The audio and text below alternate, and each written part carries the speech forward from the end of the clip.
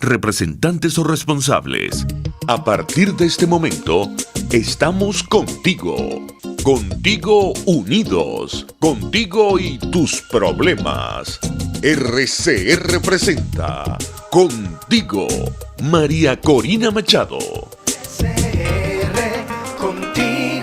Contigo, María Corina Machado. María Corina. El momento llegó, Venezuela se unió. Luchemos por la libertad, María Corina. Venezuela, María Corina. Todos los martes es para mí un enorme honor, una gran oportunidad, una gran responsabilidad poder compartir estos minutos con ustedes por la ventana de la libertad que es RCR. En la dirección general de la estación Jaime Nestares, en la gerencia de producción Ulitza Arcaya, en la producción de nuestro programa Justo Navarro, César Umbrío y Melana Nogales, y en los controles José Gregorio González. Gracias, Euler Guillén, una vez más, mi querido amigo cantautor venezolano, por su música que nos regala cada día, que estoy yo aquí con ustedes en RCR. Y hoy quiero que aprovechemos al máximo estos minutos porque están pasando muchas cosas dentro y fuera de Venezuela, algunas cosas muy dolorosas y dentro y fuera del país algunas cosas para algunos desconcertantes, sin lugar a duda. ¿Qué pasó en Bolivia este domingo? ¿Qué implicaciones tiene esta elección para la lucha por la libertad y la justicia en todo el hemisferio? Más adelante vamos a estar hablando con el exministro boliviano, exministro del Interior, de Gobierno y de la Defensa, Carlos Sánchez Berzaín, y también vamos a estar hablando sobre, en este proceso de reconstrucción de Venezuela, de una genuina república liberal, cómo deben ser nuestras Fuerzas Armadas y qué se está haciendo ya desde los venezolanos, los ciudadanos de hoy, en particular diputados de la fracción 16 de julio, planteándose cómo podemos revisar y reconceptualizar desde hoy lo que serían esas Fuerzas Armadas que van a permitir no solamente recuperar la soberanía y el ejercicio de las libertades en el territorio nacional, pero también unas Fuerzas Armadas que garanticen para siempre la subordinación al poder civil y a los ciudadanos. Vamos a arrancar porque están pasando muchas cosas en estas horas. En este momento, esta mañana, una vez más hay un ataque contra no solamente un importantísimo medio de comunicación, que es el Correo del Caroní, pero además a su líder, el gran David Natera, gran amigo, uno de esos periodistas indoblegables, que además, como él siempre se llena de orgullo, está allí en su Bolívar natal y no se mueve y defiende y da la cara. El 12 de octubre allanaron su casa, él se quedó allí, también fueron una gran cantidad de vecinos a acompañarlo, regresó a las pocas horas y hoy una comisión del SEBIN impidió que los periodistas que trabajan en el Correo Caroní pudieran ingresar a las instalaciones. Este es el régimen, eso es, el pretender imponer el silencio al costo que sea y quitándose todas las caretas. A él, a David Natera y a todo el equipo del Correo Caroní, nuestro respeto, nuestro profundo cariño por el trabajo que siguen haciendo.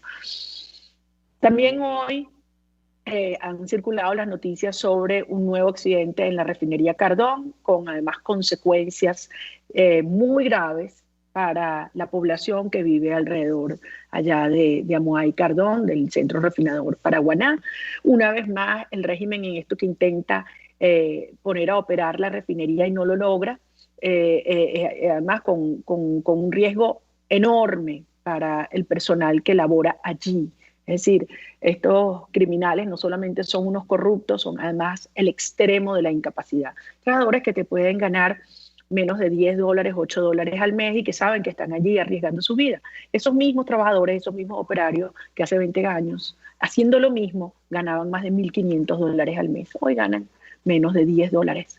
Es la pobreza, es la miseria, es la devastación que hace que también veamos en estas horas que aunque la frontera está cerrada, que aunque hay un gran esfuerzo para evitar la movilidad de los venezolanos en un contexto de pandemia, con los riesgos que ello implica, en las últimas semanas, pocas, 2, 3 semanas, hay cifras que ya hablan de más de 100.000 venezolanos que han cruzado la frontera de Venezuela hacia Colombia.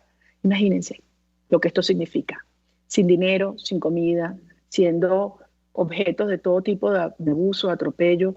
Lo denunciaba el obispo de San Cristóbal, Monseñor Moronta, en estas horas. Ha sido una cosa brutal y cruel lo que algunos agentes de los pseudo cuerpos de seguridad de la tiranía le están haciendo a estos venezolanos que aunque saben el horror y la dificultad de algunos de ellos regresar a estos países de América Latina, de donde volvieron, producto de la crisis económica, de la severidad de la pandemia, así será la desesperación de lo que está viviendo Venezuela, que muchos han regresado y se han llevado a sus niños. La semana pasada lo hablábamos con Alexander Campos, es una situación realmente desgarradora y que se amplía. Y el mensaje que nosotros le enviamos a todas las naciones del hemisferio es: esto no se va a detener, este flujo de ciudadanos no se va a detener a menos que nosotros paremos de raíz el drama que existe en Venezuela, y eso pasa por enfrentar y desalojar al sistema criminal. Punto. No hay otra manera de parar esta hemorragia, este desangre que está viviendo la sociedad venezolana. Y simultáneamente quería tener la oportunidad ahora, empezando el programa, de conversar sobre otra situación dolorosa que está ocurriendo en el país, pero que también tiene una cara hermosísima, de la solidaridad, de la organización, de la cooperación entre la gente. Me estoy refiriendo a otra situación muy crítica de inundaciones en el estado de Aragua. Todos sabemos cuántos años se ha arrastrado el problema del lago de Carabobo, y la contaminación del lago, el horror de las familias que viven allá en esa zona de La Punta, Matarredonda, La Esmeralda, al sur de Maracay. Yo he estado varias veces allá acompañándolos, pero ahora se sumó al desbordamiento del río Limón. Le he pedido a Fernando Marcano, líder de 20 Venezuela, coordinador de organización de nuestro equipo en Aragua, y una de las personas que ha estado día y noche y de forma realmente admirable. Fernando, de verdad, mi cariño, mi reconocimiento, como ustedes se han, organizado y han convocado a la sociedad, a la empresa privada, los comercios, la gente, los vecinos. Pero la situación ha regresado. Entonces yo quisiera que nos contaras primero qué está pasando ahorita en toda esta zona. Son 5 municipios de Aragua que están afectados, cuáles son los que están más afectados, qué ha pasado, cuáles son los daños, y cuál es la causa de que esto se repita una vez más. Bueno, muy buenas tardes, María Corina. Buenas tardes también a quienes nos escuchan. Bueno, lamentablemente, por efectos de las lluvias recientes de este 12 y 13 de octubre, se ha completado lo que veníamos previendo desde hace muchísimas semanas con lo que fue el desbordamiento del río Limón, que es que los sistemas de drenaje, el mantenimiento sobre lo que son las canales y lo que vienen siendo los mismos sistemas del lago de Valencia para poder bajar sus niveles o para poder sacar el agua en caso de inundación nuevamente al lago, se está observando en estos momentos. Es decir, completamente desasistidos por parte de quienes retienen el poder cualquier tipo de asistencia a las comunidades, sobre todo del sur de Maracay. Estas lluvias del 12 y 13 de octubre afectaron a 5 municipios de nuestro estado, pero muy gravemente a 3 municipios, 2 de ellos que colindan con el lago de Valencia, que son el municipio de Francisco Linares Alcántara y el municipio de Girardot. En el municipio de Girardot, como tú bien lo mencionabas, las comunidades más afectadas son Río Blanco 2, La Punta, Matarredonda, La Esmeralda, que tú has visitado y has podido detallar cuál es la problemática real de esa población. No es un problema de ahorita, es un problema que persiste desde hace muchísimos años con el tema de las crecidas del lago de Valencia y también los diferentes ríos que desembocan en el lago, que por este mal sistema de canalización, de drenaje, bueno, suelen con mucha frecuencia desbordarse y causar estos estragos. La situación esta vez es aún más grave que las veces anteriores, porque recordemos que cuando hubo el desbordamiento del río Limón, también hubo una crecida del lago que también afectó a Matarredonda.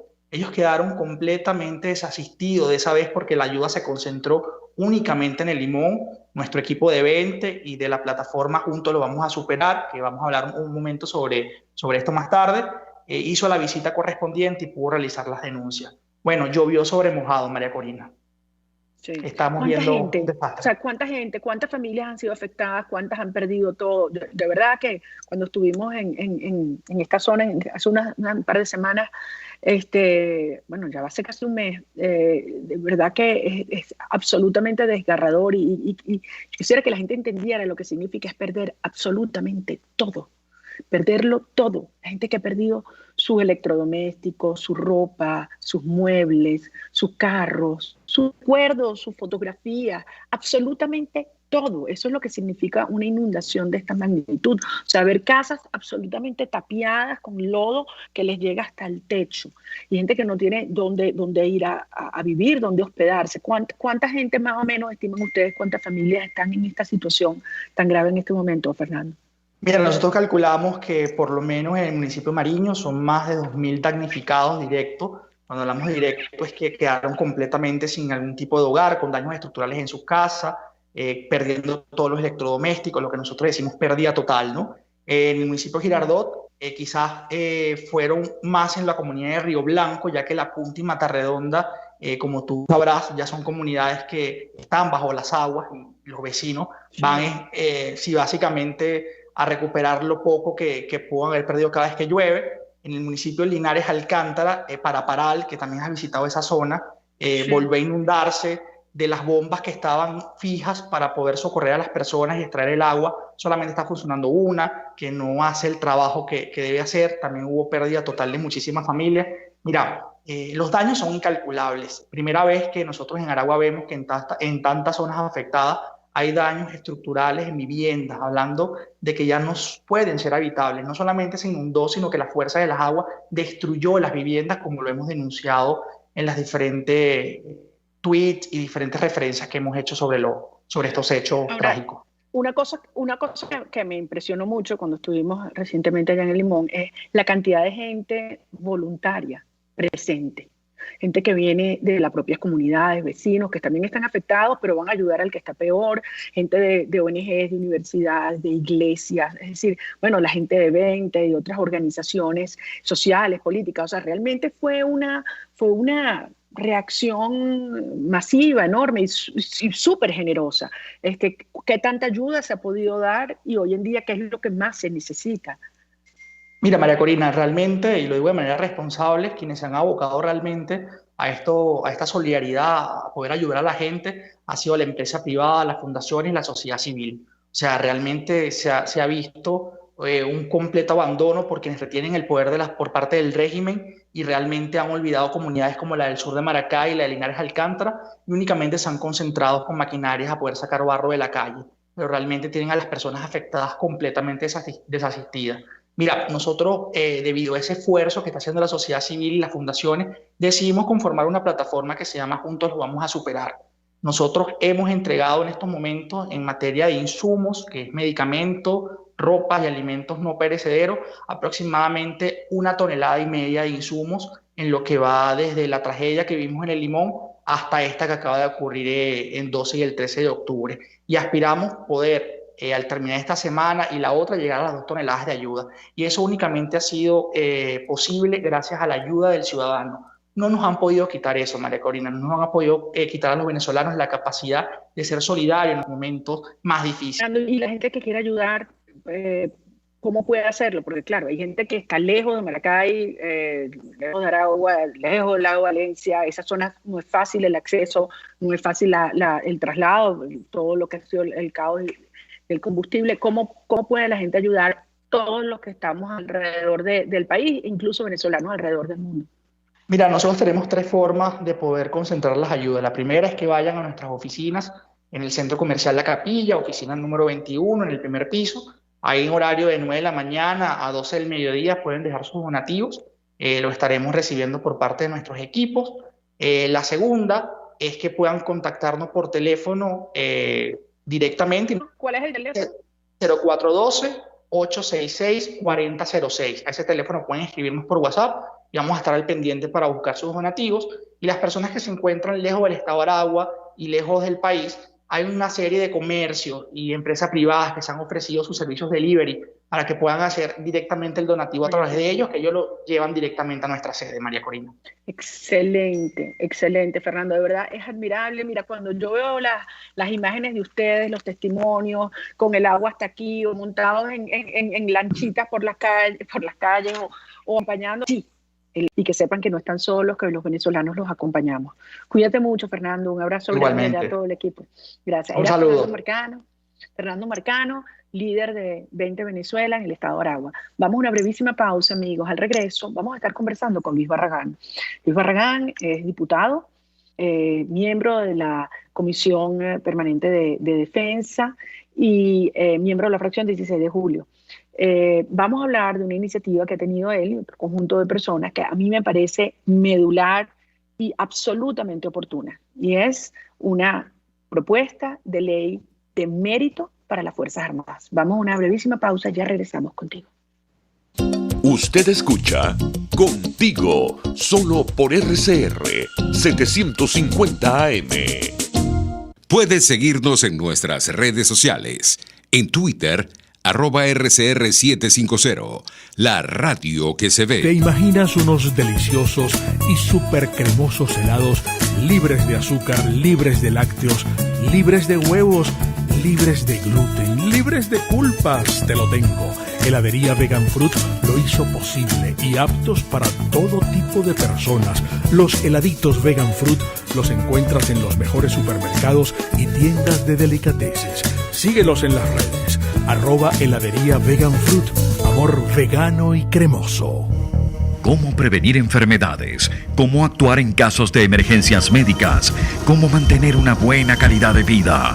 Todas estas interrogantes tienen su respuesta en RCR Salud. Todos los domingos con el Dr. José Eduardo Troconis. Comparte con nuestros oyentes notas de bienestar físico, salud mental y social para el buen desarrollo del ser humano. RCR Salud, todos los domingos a las 10 de la mañana. Por RCR.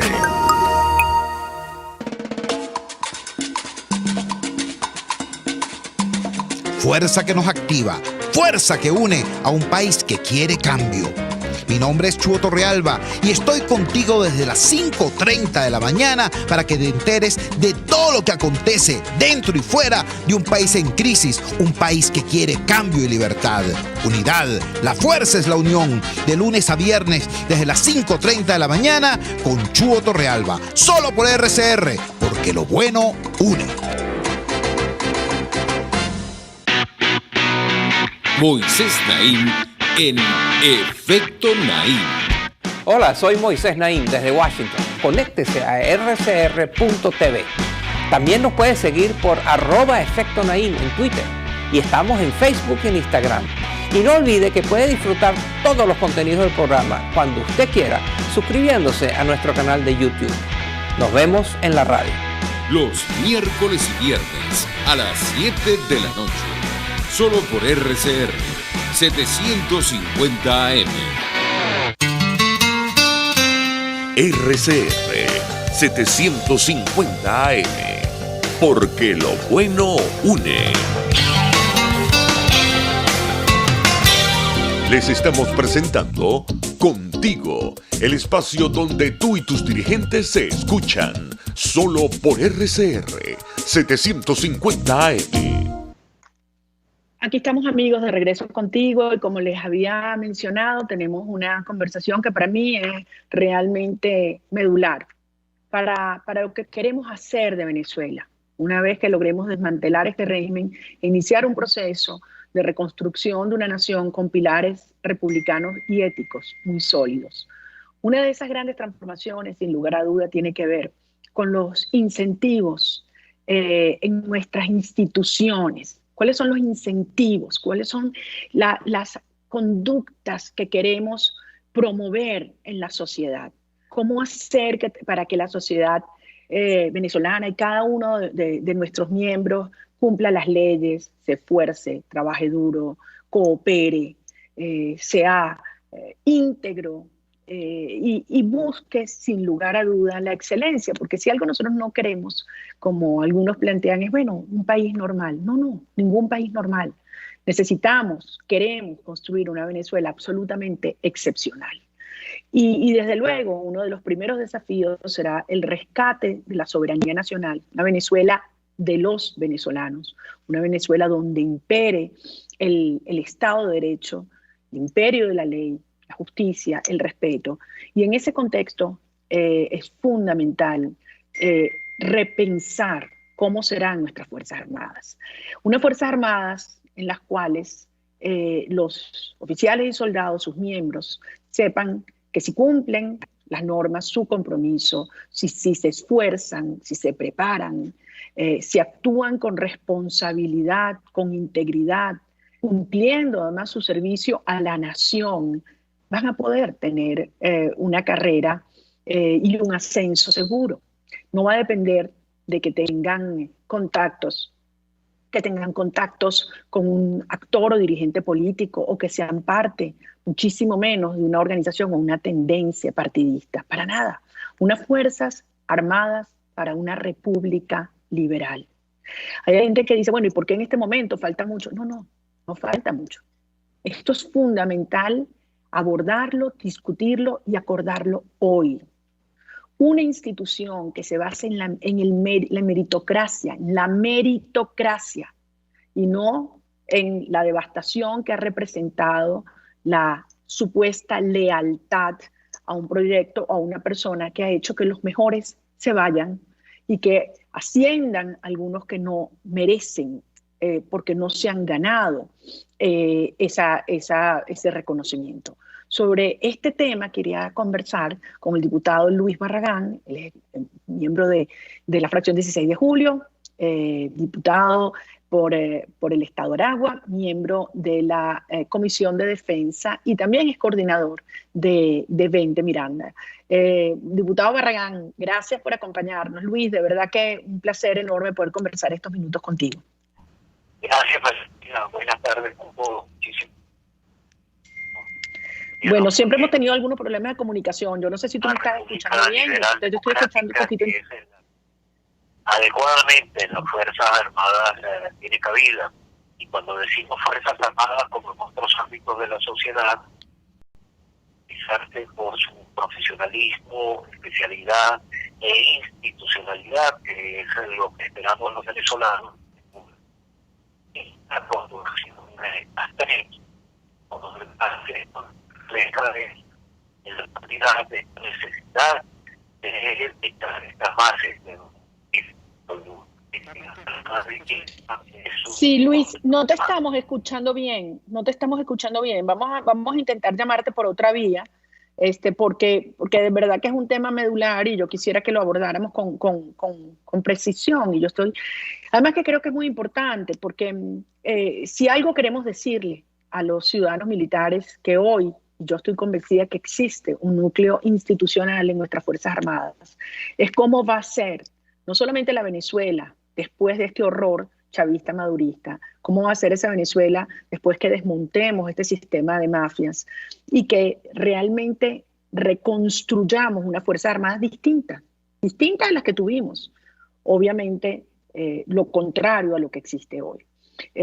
Porque el país va a una nueva era, una Venezuela totalmente distinta a la que tuvimos antes, un país que va a surgir después de una ruptura histórica, dejando atrás estatismo, centralismo, populismo, clientelismo, militarismo y socialismo. Es una nueva Venezuela la que tendremos la oportunidad de reconstruir. Y en ese sentido, una institución militar que comparta estos valores y que los exprese no solamente en su estructura y en su ejecución es fundamental. Entonces, dar este debate ahorita es decirle a los militares venezolanos, esto es lo que va a venir después. No estamos planteando un regreso al pasado donde habían relaciones muy oscuras y, a mi modo de ver, muy perversas entre el sector militar y el sector político. Creo que tenemos al diputado Barragán de regreso. ¿Es así? Se volvió a caer la llamada. Bueno, hemos tenido ya en varias oportunidades el intento de hablar con Luis Barragán. Yo creo que vamos a ver si lo intentamos hacia el final del programa. César, si te parece, vamos a ir una breve pausa, amigos, y al regreso vamos a tocar un tema que les ofrecí al principio, y es ¿qué pasa en Bolivia? ¿Qué pasó este domingo?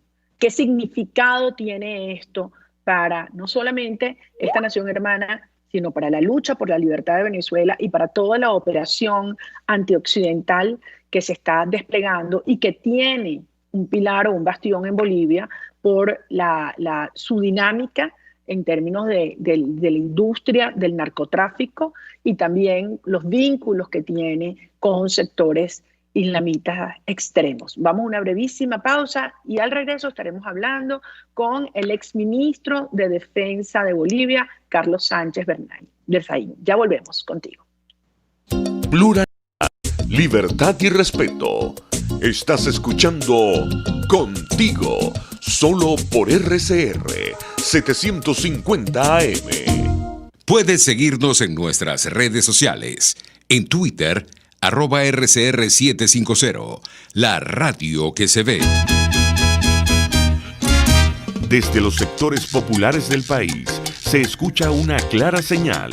Es el radar de los barrios.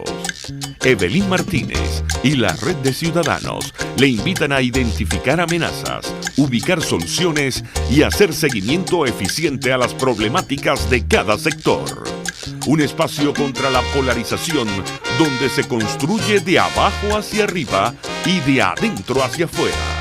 El radar de los barrios, de lunes a viernes, a partir de las 10 de la mañana, solo por RCR 750 AM.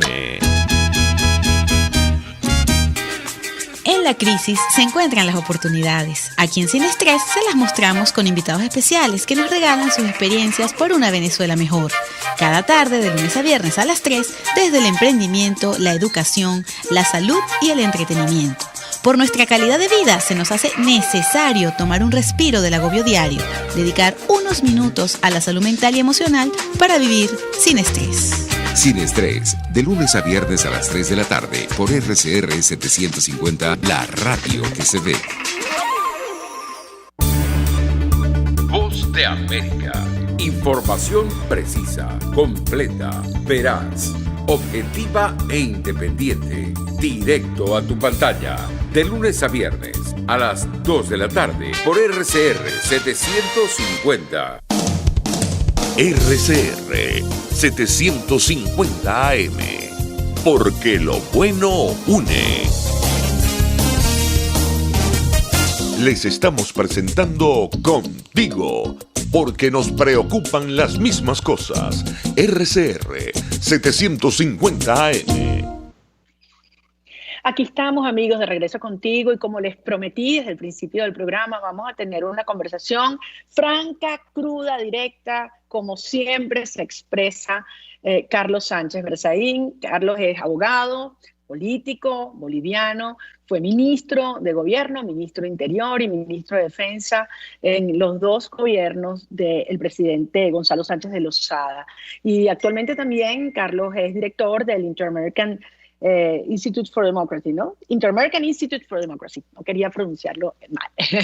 Bienvenido, Carlos. 1.000.000 de gracias por estar con nosotros hoy. Sé que has tenido muchísima demanda en estas últimas horas, porque lo ocurrido en Bolivia para muchos latinoamericanos no solamente es algo sorpresivo, no se estimaba probable un resultado como este, pero además a todos nos resulta tremendamente doloroso, porque es un retroceso. Es sin lugar a duda un retroceso importantísimo para una nación que está siendo objeto de un ataque, como está haciendo Venezuela también, de una operación criminal transnacional que tú además la has denunciado y descrito con enorme coraje.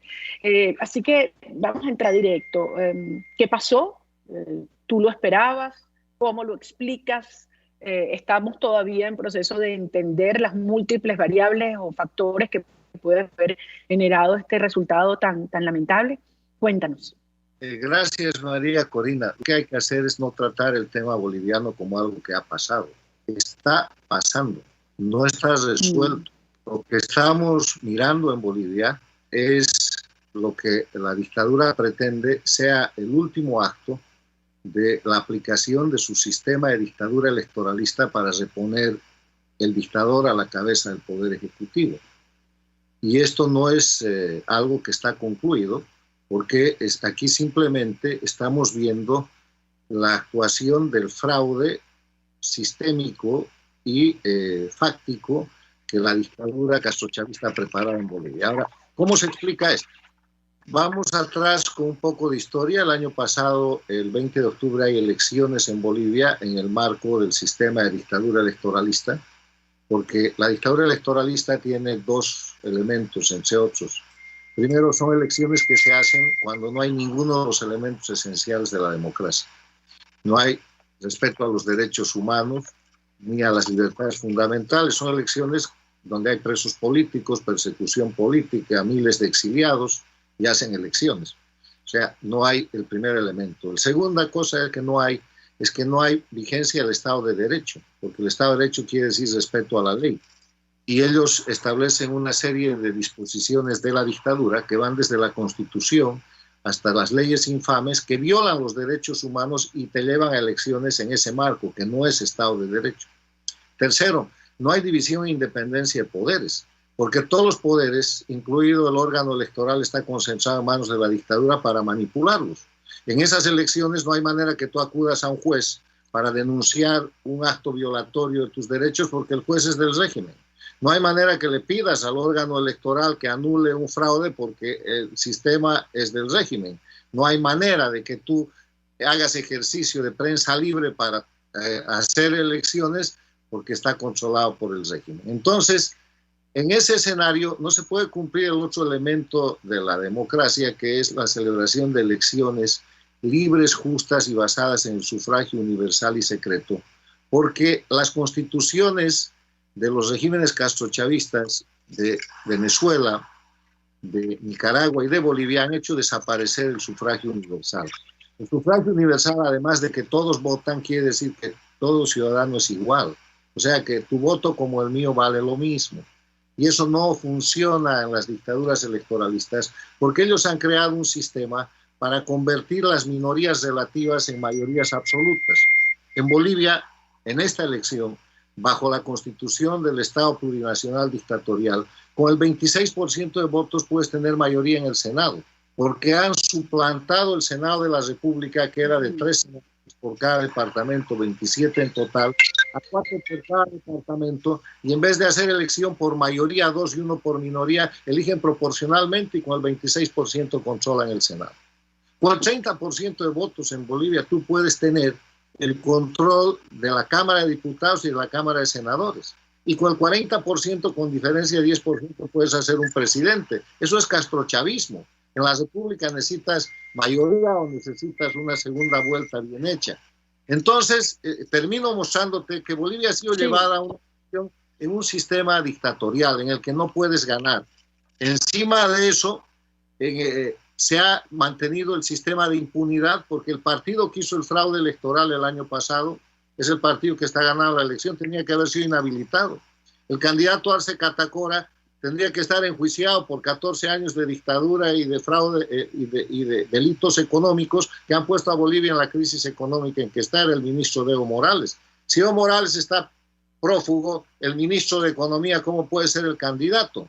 Entonces, en elecciones en dictadura pasa lo que tiene que pasar. Es una... Ahora, Carlos, si hay un país y una sociedad que entiende lo que estás tú diciendo, somos los venezolanos, que hemos tenido 29 elecciones fraudulentas, 15 referendos, que todos han terminado igual, en el régimen avanzando, arrasando, atropellando, y además en el caso de Venezuela es un país ocupado por grupos criminales armados. Es decir, entendemos perfectamente que eso no es un proceso electoral. Ahora, eso ocurrió el año pasado, como tú bien dices, se produjo un fraude que la propia OEA así lo ratifica y se genera entonces la renuncia de Evo Morales y este periodo, este gobierno de transición. Ahora, ¿por qué se repite una situación en los términos que tú describes? ¿Qué pasó y qué no pasó en este periodo?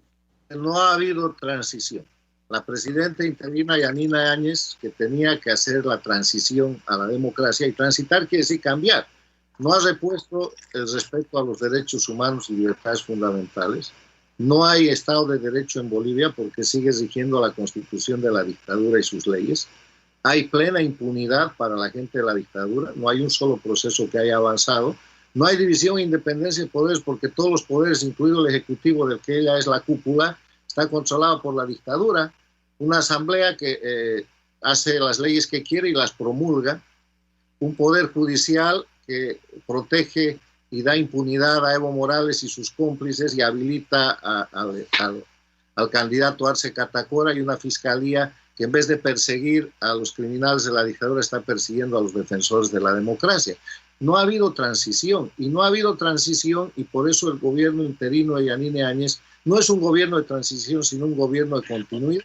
Ella sella eso.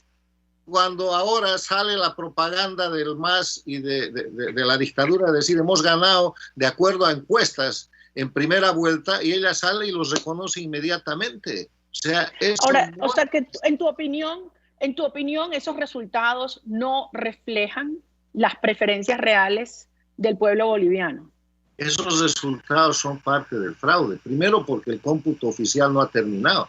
El cómputo oficial está poco más allá del 30% en este momento. Entonces, ¿cómo tú puedes dar por hecho algo que no está certificado legalmente? O sea, el proceso no ha terminado. Segundo, porque el año pasado, en noviembre, cuando sale Evo Morales, del 70 al 75% del pueblo boliviano repudiaba a Evo Morales y a su dictadura. Y en estos 11 meses, Evo Morales ha hecho bloqueos, ha hecho masacres. La fecha de la elección del 18 de octubre se fija después de que Evo Morales por 2 semanas dirige el llamado bloqueo del oxígeno en plena pandemia y mata decenas de personas, más de 40 personas por falta de oxígeno, de alimento, de combustibles, y obliga al gobierno a aceptar la fecha del 18 de octubre como fecha de la elección.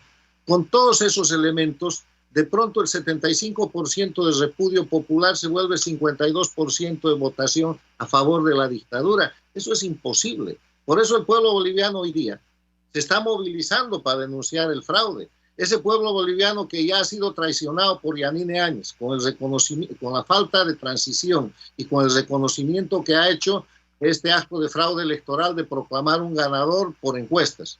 Ese pueblo boliviano que ha sido traicionado por Carlos Mesa, que ha dicho que ya perdió la elección, se está movilizando primero para demostrar el fraude y segundo para decir, señores, que el tema no ha acabado, que una elección en dictadura no le puede dar el derecho a la dictadura de reponer un operador del dictador como presidente.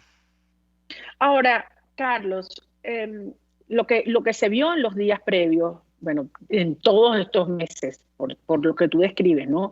El horror de lo que ha hecho el MAS, la violencia, la desestabilización del país, fueron unas condiciones muy adversas para la presidenta Áñez, con todo el dinero que tienen y además con Evo operando desde Argentina y descaradamente desde Argentina, generando todo este tipo de tensión interna.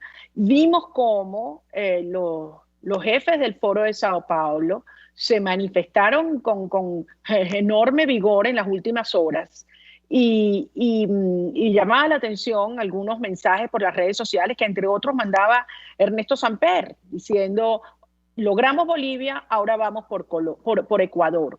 ¿Qué crees tú que ha sido el rol del Foro de Sao Paulo y sus redes criminales? ¿Y qué significa Bolivia para este proyecto antioccidental del crimen? El Foro de Sao Paulo es el brazo, la careta política de la delincuencia organizada transnacional que, liderada por Cuba, asentada en la ocupación de Venezuela, controla Nicaragua, Bolivia, Argentina, y que se llama castrochavismo. El Foro de Sao Paulo es la careta política ya desgastada, y por eso han creado el Grupo de Puebla. El Grupo de Puebla. Para disimular y para tratar de hacer político un grupo criminal transnacional. El castrochavismo es un grupo de delincuencia organizada que opera como si fuera un grupo político de izquierda, socialismo del siglo XXI, para oprimir a los pueblos, para violar sus derechos humanos, detentar indefinidamente el poder y operar crímenes como el narcotráfico, el terrorismo, la desestabilización, la extorsión, la corrupción, toda clase de delitos. Por eso es un grupo delictivo. Entonces, esa definición de castrochavismo nos ayuda a entender el rol del Foro de Sao Paulo, que es su brazo operativo con apariencia política. Han desestabilizado Bolivia lo más que han podido, han amenazado, han generado sus bloqueos, han matado gente, han producido masacres lideradas por Evo Morales desde el exilio, financiado y protegido por el gobierno de Fernández Kirchner. Pero lo importante no es lo que hacen ellos, sabemos que van a hacer eso bajo la dirección del G2 cubano, que es el creador de esta bomba de humo que ha dicho que Arce Catacora ha ganado la elección en Bolivia en las encuestas. Sabemos lo que van a hacer. Lo importante es qué hacen los defensores de la libertad y la democracia, qué hacemos nosotros. Y ahí está el triste papel de la presidenta Yanine Áñez, que teniendo que haber sido una presidenta de transición, se queda como una presidenta interina, lanza su candidatura a la presidencia en base a las leyes y a la constitución de la dictadura, no repone la República de Bolivia ni el Estado de Derecho, porque bajo la Constitución de la República ya no puede ser candidata siendo presidente, tiene que esperar un periodo. Y en las leyes de la dictadura además utiliza los mecanismos para una gran corrupción que en estos meses le hace olvidar al pueblo boliviano de la corrupción de Evo Morales y su dictadura de 14 años, o por lo menos la disimula de tal manera que la dictadura pasa al ataque contra Yanine Áñez y su gobierno, mal gobierno, como si esa fuera la representación de la democracia en Bolivia. O sea, el favor ha sido totalmente negativo.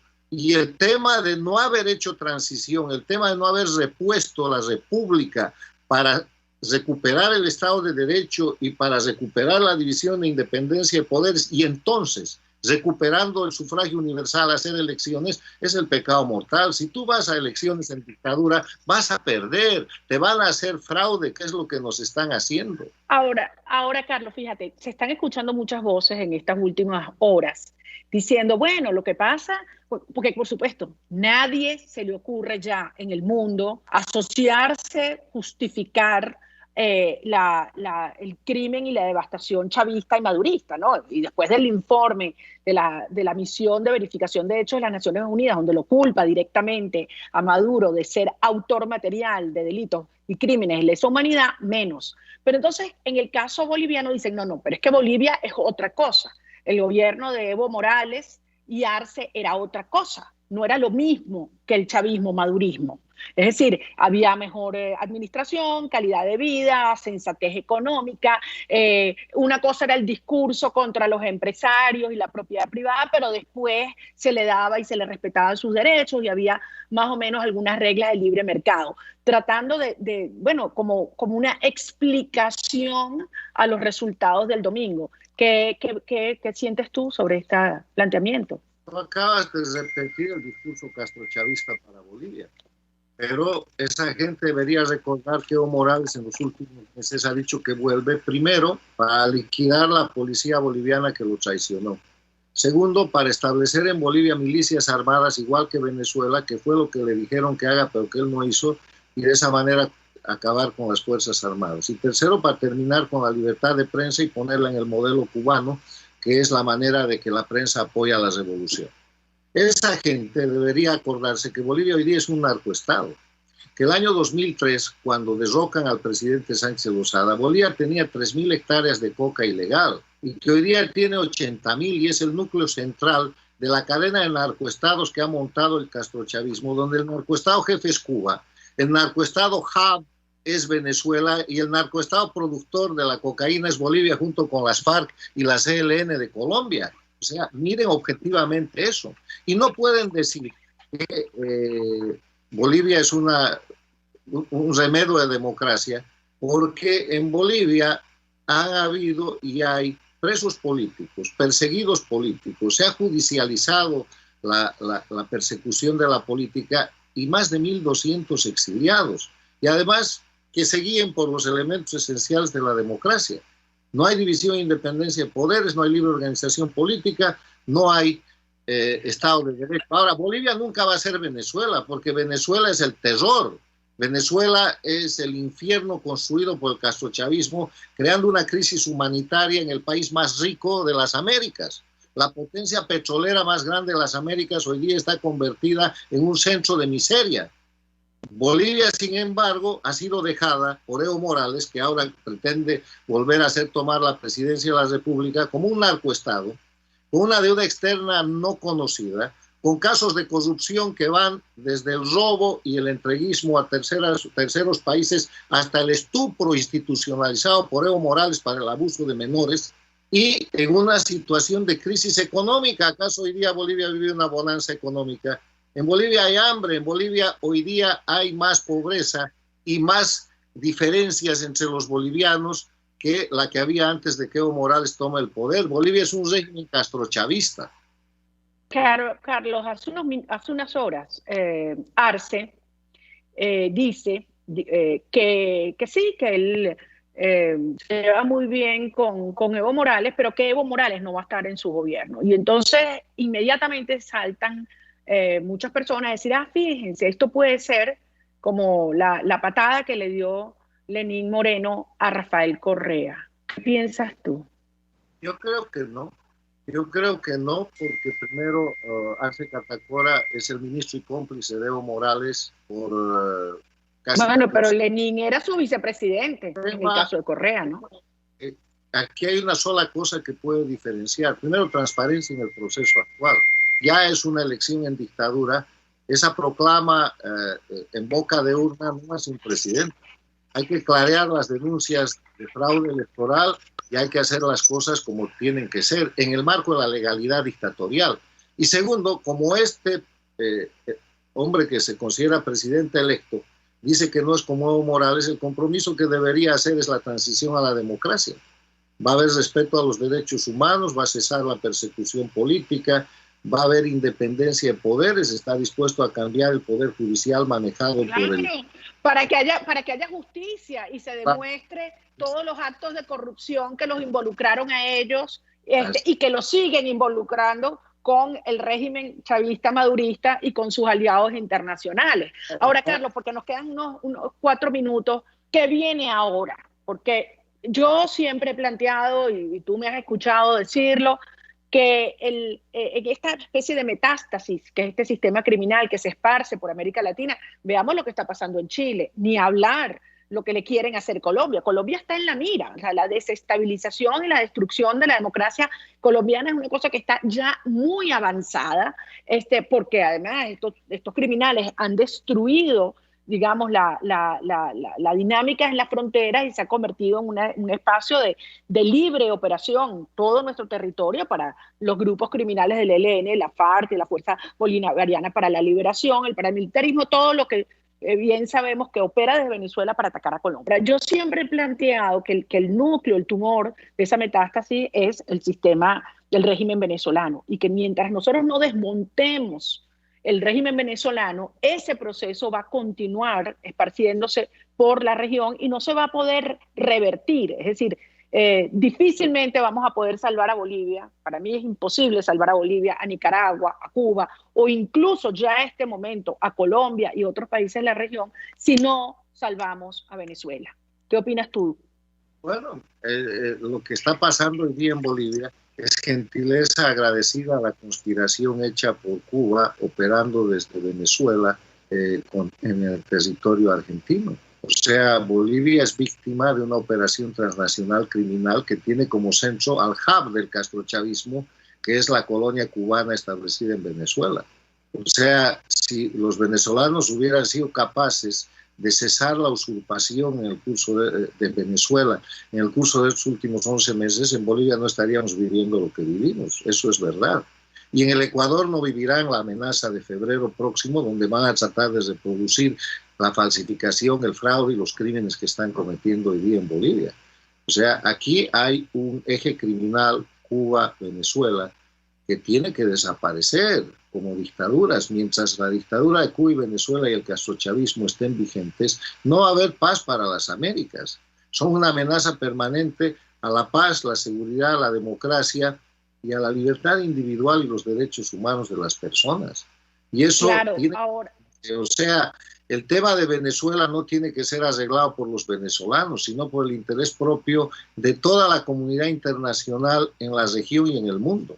Y eso es muy claro. El tema boliviano es una representación de la manipulación de la situación en Venezuela. Y gracias a que no han sido capaces de desplazar esa usurpación, nosotros somos un país que vuelve a caer no en la dictadura, porque la dictadura nunca se fue, sino en manos de un representante del dictador. El año pasado se fue de Bolivia el dictador, pero quedó la dictadura y ahora están reponiendo fraudulentamente un operador del dictador. Bueno, yo en este sentido quiero decirte que coincido plenamente contigo en el sentido de que si no se desmantela el sistema criminal instalado y que desde Venezuela efectivamente coordina y ejecuta y financia este proceso de estabilización, lo que viene para América Latina es nefasto. Para América Latina y para el hemisferio, porque esto es un proyecto antioccidental. O sea, basta con ver lo que está haciendo Podemos y ahora asociado con el PSOE, nada más y nada menos que en España. Ahora, yo siento que eso que tú planteas es ya asumido, nos costó mucho, pero ya es asumido por los principales aliados de Occidente, en el sentido de que es una amenaza a la seguridad nacional de cada uno de estos países, incluyendo los Estados Unidos. Se han quitado las caretas con los vínculos con Irán, con los vínculos con Rusia, con los vínculos con Siria, con Turquía, con China, y evidentemente ya no es un problema, como tú bien dices, solo de solidaridad por las vidas que se destruyen en la nación venezolana, sino por la propia permanencia y vigencia de las democracias liberales en nuestra región. Ahora, también está claro, Carlos, que solos no podemos. Los venezolanos hemos dado todo en estos años de lucha, se han cometido enormes errores en la dirección política, pero hay que articular una operación con la participación de actores internacionales. Para terminar, porque ahora sí es verdad, nos quedan 2 minutos, ¿cómo ves tú el escenario electoral en los Estados Unidos este 3 de noviembre y cómo crees tú que puede impactar uno u otro resultado a la causa y a la lucha por la libertad de Venezuela? Mira, sobre el punto que acabas de tocar, tienes toda la razón. El castrochavismo tiene su punto de mayor éxito el año 2016, controla todo el siglo XXI, pero está en decadencia, se está deshaciendo porque está identificado, está en quiebra, son criminales. Y en ese escenario, lo de Bolivia es un contraataque y la resistencia en Venezuela es la que los mantiene. Ahora han habido avances muy importantes y para ir a tu pregunta y cerrar, el efecto de las elecciones en Estados Unidos es trascendental, porque lo que nos interesa a los pueblos de América Latina es la política exterior de Estados Unidos. Y la política exterior de Estados Unidos fue marcada el año 2015 y 2016 por la Cumbre de las Américas de Panamá, con Obama dándole la mano al dictador Castro y después reabriendo relaciones y diciendo que las dictaduras criminales de narcoestados podían ser tratadas como sujetos de contraparte por la democracia más importante del mundo.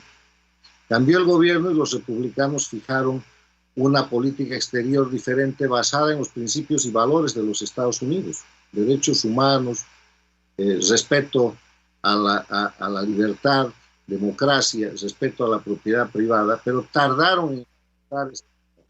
Y en el ámbito de aquello, esta elección va a definir qué tipo de política va a tener América Latina. El Partido Demócrata ya ha expresado su deseo de regresar a la política de Obama, una política de apertura con las dictaduras, y el Partido Republicano milita en la confrontación contra las dictaduras y el crimen organizado. Pero son los norteamericanos los que tienen que decidir eso y no nosotros. Y faltan solo 2 semanas y desde luego creo que es la elección en los Estados Unidos que ha sido seguida más de cerca por los venezolanos sin duda, pero también por América Latina, y tenemos una enorme conciencia del impacto que esto va a tener para nuestra lucha. Carlos, te agradezco muchísimo estos minutos, nos pasamos de la hora, pero es siempre fascinante conversar contigo. Quisiera que podamos continuarlo en una próxima oportunidad. Mucha fuerza al pueblo boliviano. Efectivamente es un retroceso, es un contraataque como tú dices, pero de este lado hay fuerza y determinación, y yo no tengo duda alguna que nosotros vamos a lograr desmantelar y derrotar, ahora sí, para siempre, este sistema corrupto, criminal, socialista, transnacional que quiere destruir y que tanto daño ha hecho en nuestras naciones, en nuestras democracias. Un abrazo muy grande, Carlos Sánchez Berzaín, allá en la Florida, en Estados Unidos, exministro de Defensa, de Interior y de Gobierno de Bolivia, director del Inter-American Institution for Democracy. De verdad que siempre un placer, un gusto compartir contigo. Cuídate mucho, y a todos ustedes, queridos amigos, hasta el próximo martes contigo. Mucha fuerza y Dios nos bendiga. RCR presentó Contigo, donde la pluralidad de pensamiento confluye, solo por RCR 750 AM. RCR 750